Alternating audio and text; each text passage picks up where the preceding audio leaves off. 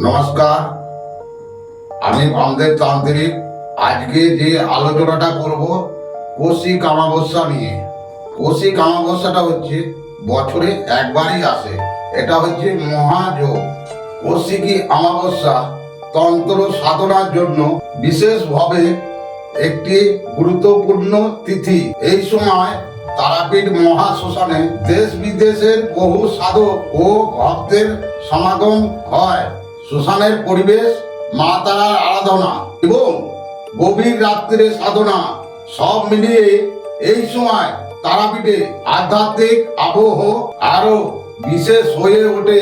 বিশ্বাস অনুযায়ী কৌশিক অমাবস্যা রাতে মা তারার আশীর্বাদ লাভে উদ্দেশ্যের ভক্তরা আধ্যাত্মিক সাধনা, বাধা দূর করার প্রার্থনা, শত্রুর ভয় থেকে মুক্তির প্রার্থনা, কর্মের জীবনে উন্নতির কামনা, পারিবারিক শান্তি এবং মানসিক শান্তির জন্য দেবীর আরাধনা।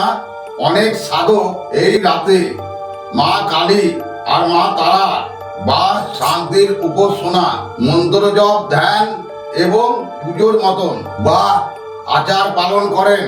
কৌশিকী অমাবস্যা তান্ত্রিক প্রক্রিয়া শুধু এই ধরনের কাজ নয়, আরো অনেক ধরনের কাজ হয়, যেমন বশীকরণ, মারণ, উচ্চাটন, বিদ্বেষণ, স্তম্ভন, কালা জাদু, ইন্দ্রজাল, মোহিনী, বাদ দিল রাজমোহিনী, বান মারা, বান কাটানো, বিবাহে বাধা, দাম্পত্য জীবনের অশান্তি, আবার কারোর গ্রহে বাধা, শত্রু বাধা, ভূত পেট, চাকরি জীবনের বাধা ইত্যাদি ধরনের কর্মগুলো কৌশিকী অমাবস্যা আপনারা যদি আপনাদের সমস্যার সমাধান খুব তাড়াতাড়ি পাবেন।